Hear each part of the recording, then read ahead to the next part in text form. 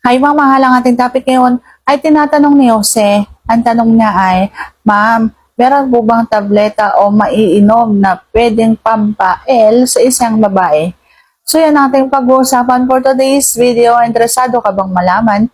Kung ano ang kasagot, please keep on watching para bago yan. Kung bago ka pa lang sa akin channel, please consider to like this video and subscribe my channel.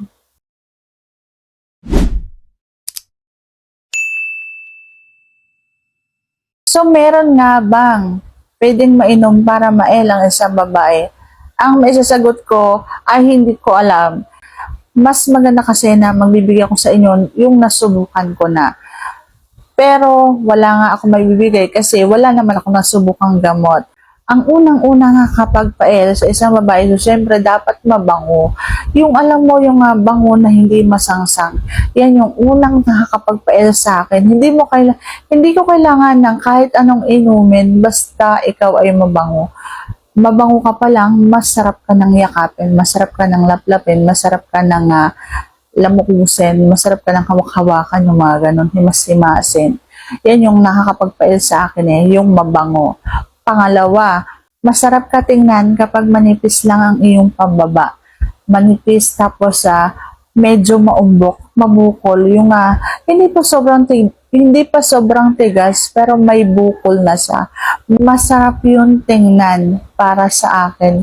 Nakakael, sobrang nakapanggigil yung mga ganun. Parang ang sarap na niyang hawakan at paglaruan.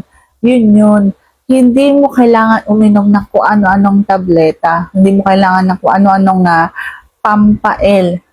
Kapag ang isang babae gusto ka, hindi kailangan uminom ng kung ano-ano. Basta gusto ka niyan, masarap ka na para sa kanya. Pangatlo na pwede mo magawa ay yung bagong ligo ka tas nakatapes. Ang sarap kasi tingnan ng isang lalaki kapag bagong ligo. Yung may patak-patak pa ng tubig sa katawan. Yung mabango, yung amoy sabon na naghahalo sa syempre sa kanyang ginamit sa buhok, sa katawan, yun yung masarap. Yan yung pangatlong nakakael sa isang babae o sabihin na natin pangatlong nakakael sa akin. So, hindi naman natin masasabi na pare-pareho yung mga babae pero para sa akin, naiel ako sa ganyan, yung bagong paligo tapos may patak-patak pa ng tubig sa kanyang katawan. At kasama na rin yun, siyempre kung halimbawa ng mga pawis, yung medyo pawis, yung pawis na hindi mabaho, yung pawis na hindi masangsang, basta pawis lang siya, yung nanunulay sa kanyang dibdib, sa gitna ng kanyang dibdib, yung pawis, masarap yan tingnan para sa akin. Yung mga ganyan, hindi mo na kailangan pumastos. Mga ganyang eksena lang, makakael na yan sa isang babae. Lalo na kung halimbawang gusto ka ng isang babae, hindi kailangan na maraming kung ano-anong tsetseboreche na para mael ang isang babae. At syempre, kung halimbawa naman, sinasarapan mo kada laban, syempre nakakael ka niyan kapag halimbawang alam niyang maghuhubad ka na. El na yan.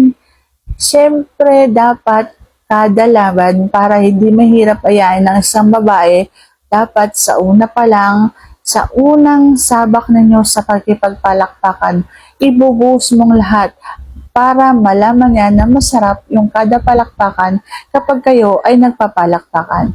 Susunod sagot ko na tama ngayong tanong, and if you like this video, please consider to like this video and subscribe my channel. Thank you for watching. See you on my next vlog.